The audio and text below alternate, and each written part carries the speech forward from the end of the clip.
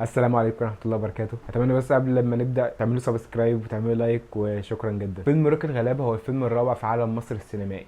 ده العالم ان مصر قررت في الفتره ديت تشتغل افلام اكشن كوميدي بس. فكرتني كده بمارفل لما كل الافلام شبه بعض بس يا دوب بيغيروا البطل الخارق والشرير ويلا نعمل فيلم جديد. احنا بقينا ماشيين بفورمولا واحده، تحس اللي هو سيناريو واحد كده بس، بتشال منه فراغات الاسامي، الشخصيات بتشتغل ايه، كل شخصيه المفروض هتعمل ايه، وبس كده حط الاسامي وحط املى الفراغات وعملت فيلم جديد واطبع يا معلم ويلا نصور ويلا نعمل فيلم جديد. كل الافلام شبه بعض يا جدعان، والله ما في فرق، لكن هو دوت المتاح. والافلام فعلا مش اسوأ حاجه، بس هي الفكره ان مفيش فرايتي. روك الغلابه هنا من بطوله دنيا سمير غانم، ممدوح روكي الغلابة هنا من بطولة دنيا سمير غانم، محمد ممدوح ومحمد ثروت. بكل بساطة أكتر حاجة بتضحك في الفيلم ده هو الفريم ده، فكرة إن محمد ممدوح بيستخبى ورا دنيا سمير غانم عشان خاطر تحميه، كل شوية يقول لها أنا خايف احميني ويصدرها هو في أي حاجة. بس أنا الفيلم ده لو فيلم كله، لو الساعة و40 دقيقة كلهم قايمين على المشهد دوت بس، أنا مش عايز حاجة تانية بجد. المشهد ده بيضحك والفكرة بتضحك وما ادمتش في قلب الفيلم. يعني أنا شايف إن هي دي الحاجة الوحيدة اللي تم استغلالها صح في الفيلم. لكن فكرة الكوميديا اللي معتمدة على الغلطات الإنجليزي دي، اللي هو لما بتقول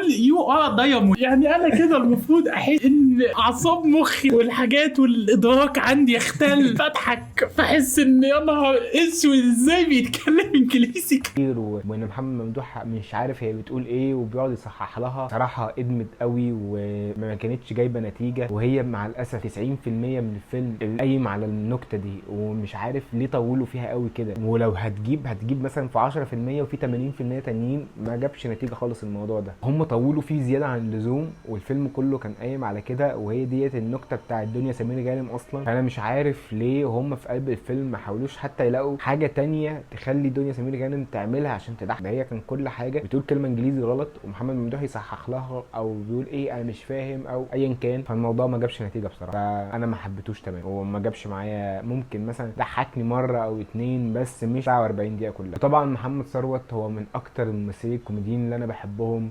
فيلم بنك الحظ تقريبا بالنسبه لي كان هو اللي شايل الفيلم كله. بنك الحظ كان من احسن الافلام اللي اتعملت كوميديا ممكن اقول في اخر 10 سنين. محمد ثروت كان من ضمن الناس اللي شايله الكوميديا كلها فيه. لكن الدور بتاعه هنا بيعيد نفس ادواره تاني، بنشوف نفس الشخصيه تاني، الفلاح اللي ماشي. انا قادر افهم فكره ان هو عنده اللقم وعنده الراجل الخبيث واللي عايز يطلع بمصلحه وكده، بس كوميديته ما وصلتنيش على قد ما شخصيته هي اللي وصلت. الشخصيه والتركيبه بتاعت الشخصيه واللقم اللي فيه والمصالح اللي عايز يطلعها من ورا قريبه وكده، تمام، كانت كويسه وكانت مهمه لاخر الفيلم. بس الكوميديا اللي كانت طالعه منه صراحه ما جابتش خالص نتيجه. كوميدي، فالفيلم فيه اكشن وفيه كوميدي. لو الكوميدي ما جابش نتيجه بس الاكشن جاب، الاكشن كان اكشن حلو بس ما كانش اكشن بيضحك. ما شفتش لحظات كتير بالاكشن بصراحه بتضحك. وكل افلام الاكشن كوميدي بيبقى فيها مطارده عربيات، والمطارده اللي اتعملت هنا حلوه زي المطارده اللي اتعملت في فيلم احمد واحمد، زي المطارده اللي اتعملت في فيلم الشاطر مثلا. كل دي افلام فيها مطاردات المفروض بتضحك والمفروض اكشن كوميدي، لكن مش كله جاب نتيجه بصراحه. الكوميديا اللي اترمت هنا والكوميديا اللي اترمت هنا كانت مجرد شويه افيهات في قلب المشهد. الاكشن قوي والاكشن نفسه ما ضحكنيش. الافيهات هي اللي كانت المفروض تضحك. وفي افلام اكشن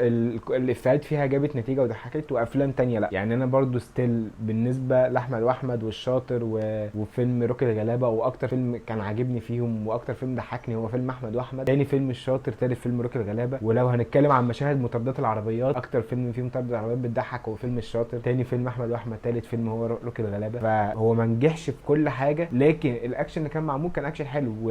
وانا شفت ممكن يكون في شويه اجتهاد حلوين جدا من دنيا سمير غانم اللي هي تعمل الاكشن بنفسها. انا شفت شويه حاجات كان واضح ان هي اللي عملت دوت، مش سانت او كده. وكان في حاجات تانية باين اللي هي كان في دوبلير او كده اكيد يعني، لكن هي فعلا اجتهدت في ده. بس انا عايز اكشن كوميدي يبقى الاكشن بيضحك، او كوميديا مع الاكشن بتضحك، مش دوت لوحده ودوت. بس هي دي وجهه نظري في فكره اصلا لما تيجي تعمل فيلم اكشن كوميدي. على طول احنا في مصر بنحاول نفصل الاتنين جانر عن بعض. طب خلاص افصلهم واعمل فيلم كوميدي واعمل فيلم اكشن ووريني فرايتي، بدل لما نقعد كتير محصورين في الحته دي. لسه في فيلم كمان 7 دوجز جاي، ومن اعلاناته واضح برضو ان في حته الاكشن كوميدي، وهيفكرنا بليسن ويبن، وهيفكرنا بافلام امريكاني كتير من فكره البادي كاب موفيز اللي هم اتنين مع بعض وكده. كفايه برضو يعني، ماشي يعني ما شفناش الافلام ديت عندنا كتير في مصر. فكره ان اتنين مع بعض بيكونوا فريق وهم الاتنين مش واثقين في بيشوفوا بعض او مش بيحبوا بعض او بعد كده في وسط الرحله هيحبوا بعض، ودوت احنا عارفين، وانا بتكلم عن الفيلم من قبل اصلا ما ينزل. لكن ماشي، احنا فين بقى من كتر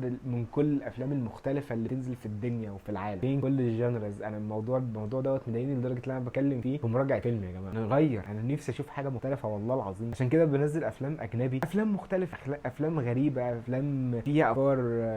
مش كل الافلام الاجنبي اللي انا بحب اتفرج عليها هي افلام اكشن كوميدي. يعني انا فاكر اخر فيلم اكشن كوميدي اتفرجت عليه اجنبي كان فيلم ذا نايس جايز تقريبا، او هو ذا نايس جايز بتاع راين جوزلينج. يعني ده كان فيلم اكشن كوميدي حلو، والاكشن فيه بيضحك والكوميديا فيه بتضحك، وكل حاجه فيه كانت معتمده على فكره ان انا هضحكك بالاكشن وبالنكت وبالمواقف وبكل حاجه. بس فيلم قديم وشفته، ومن بعدها ما شفتش تاني الجنرا دي، غير بقى لما رجعنا تاني في مصر دخلنا في العالم السينمائي. وانا اصلا حاسس ان احنا في لحظه ممكن ندخل فيلم احمد واحمد مع الشاطر عادي خالص، لو اتجمعوا في عالم واحد محدش هيقول لا، عشان هم شبه بعض وفيهم كتير من بعض. يعني نشوف احمد زقه وامير كرارة مع بعض في فيلم واحد، ليه لا نشوف؟ وانا مش معترض، بس نغير الجنر، نعمل حاجه مختلفه بس كده. هو ده كل اللي عندي عن فيلم راكب الغلابه. وزي ما انا قلت الفيلم بالنسبه لي هو الفريم دوت، وانا هدي للفريم دوت 6 من 10 بكل المرات اللي حصلت فيها، عشان كل المرات اللي حصل فيها الفريم دوت كان بتضحك.